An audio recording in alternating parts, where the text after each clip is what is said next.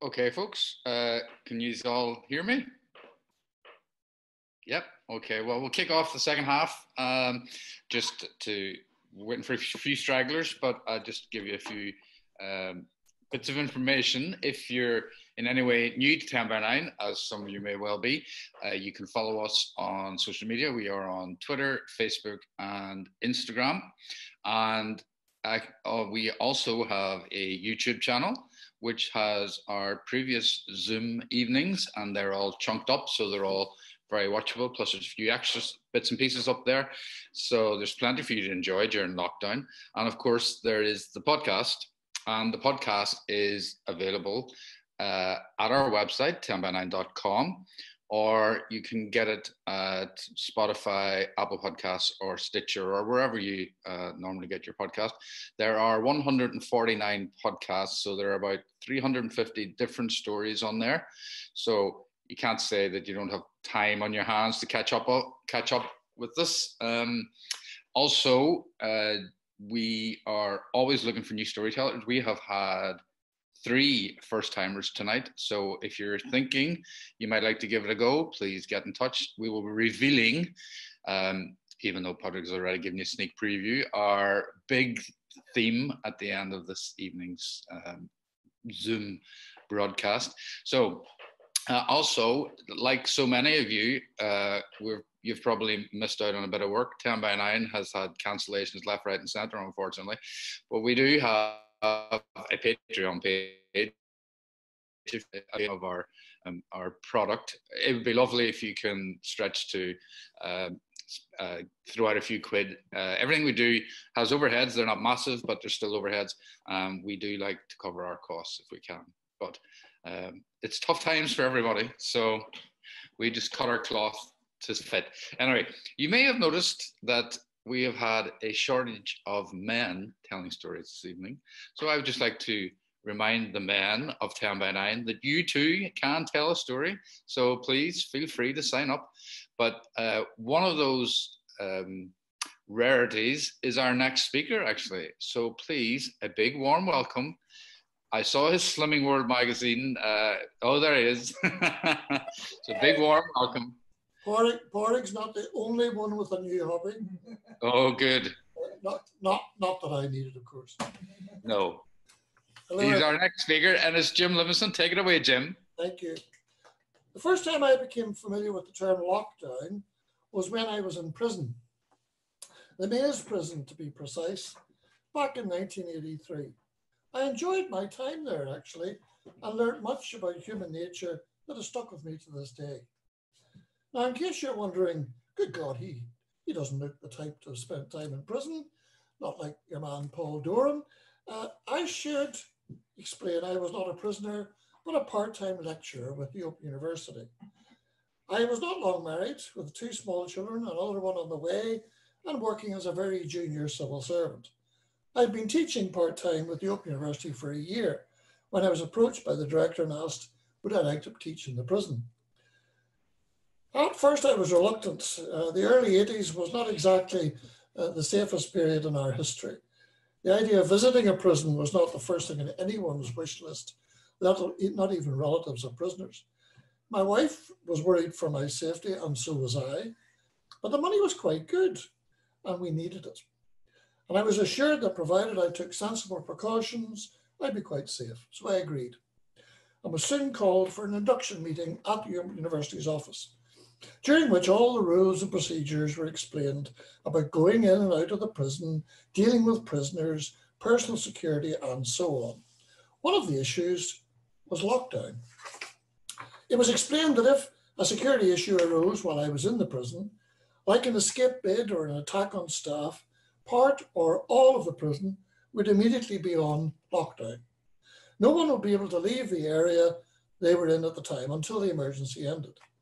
I was struck by how the instructor, who I think worked for the prison service, was so matter-of-fact about the whole thing, as if lockdown was a common experience in everyday life. It was a little scary, to be honest, but we forged on. The first thing I encountered, strangely, was the attitude of friends when I told them of my new part-time job. Most of them wished me well and even thought it might be quite exciting. but a few seemed upset that I would even consider educating prisoners, of all people. I was disappointed. Naturally, I could understand their anger perhaps against people guilty of heinous crimes, and I certainly had no truck with the prisoners and their past. But I also knew they were human beings, and sincerely believed then and now that education could only be a good thing for their rehabilitation. However, on my first visit to teach a tutorial at the maze, I was extremely nervous. Getting through prison security was nerve-wracking. Stern guards shouting, barking stern warnings, lots of questions, and always suspicious looks. And in one or two cases, grumbles about the bloody waste of bloody public money teaching these bloody prisoners. It was slightly harder language, but for the ladies present. Yeah. On entering the prison each time after passing all security scrutiny, I was handed 4 playing cards. I can't remember exactly, but it might have been a 4 of hearts, 10 of clubs, Jack of diamonds, and a Queen of spades. I was a little bemused, but before I could ask what they were for, the guard explained, I will register these cards against your name, Mr. Livingstone, and at each of the 3 security gates between here and the block that you're going to, you hand over one of these cards, and on your way back, you collect them again. Simple enough, I thought.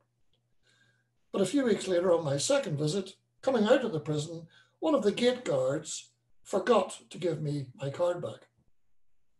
This meant I arrived at the front gate with one of my 4 registered cards missing. The front gate guard refused to let me leave the prison. I just wanted to faint. I felt my bowels threatening movement. I was trapped in the prison. Even better when I explained that the guard at the second security gate had not given me my card back. The front gate guard tried to contact him by telephone, only to discover that the bastard had gone on a meal break. I was at my very first, very personal lockdown and not enjoying it one bit. I did eventually get out an hour later, but thereafter, believe me, I checked my cards twice and 3 times at every frigging gate, in and out. The prisoners I taught were an interesting spectrum of Northern Ireland population. One group were from a loyalist compound, another group were from a Republican compound, and another group of 2 who, surprisingly, were not in the paramilitaries, and all mostly life sentence prisoners. I never really did find out what the third group were in prison for, but they looked very odd. Interestingly, the 2 paramilitary groups were never taught together, always separately, for some reason. In each compound, there was a library, an actual library in a hut, in the sand hut, and a well-stocked one at that, with academic books, reference manuals, novels and poetry, as well as newspapers and journals. I stress journals, not magazines. That would be wrong. This was where my tutorial class was usually located. In one compound, one of the prisoners was a master baker on the outside. So I always looked with particular relish to tutorials with that particular group, knowing that I was going to get beautiful sponge cake served with a big mug of tea. And no files were in the cakes. It was one of these compounds that I experienced the most surreal of moments. I had given the men an assignment the previous month to write an essay with an instruction to, quote, compare and contrast the contribution of psychoanalytical and behaviorist models of psychology to modern day clinical psychology practice. Fairly standard subject. They had worked hard on their essays and, as I had begun to understand, brought to bear a lot of intelligence and insight to their work. None of them had any formal education or qualifications. They'd all left school early or been excluded usually. All, of course, had become involved in paramilitary activity and were now paying the price for their misdeeds. But they had a real hunger for learning, something they realized, perhaps, they had missed the first time around. It was for me the easiest of tutorials, frankly. I just started the ball rolling with a question to the group and then just sat back and moderated a debate between the 3 of them. It was an academic debate as good as any I ever experienced at Queen's University. I was intrigued at these men, who seemed intent perhaps on making new lives for themselves through education. I saw in their desire to learn a seed of hope, perhaps, for a better future. The debate was raging back and forth, and I was quite pleased with myself at obviously the quality of my teaching, but also the quality of their argument and obvious evidence of hard work done by each. Then suddenly I noticed my escort guard at the library door. On every visit, a guard would sit at the back of the room, keeping an eye on the prisoners and presumably me. It so happens that he was the one guard who had been quick to tell me how he regarded this education malarkey a waste of bloody money. He was swinging back and forth on his chair, reading a book in a library. Yes, you might say, not a surprising sight, but it was the book he was reading that made me gasp. While the three prisoners debated Freud, Jung, Watson, Skinner, and other psychologists and their theories, the jail guard was reading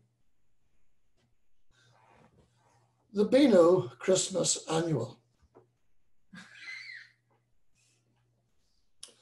My brain went into lockdown.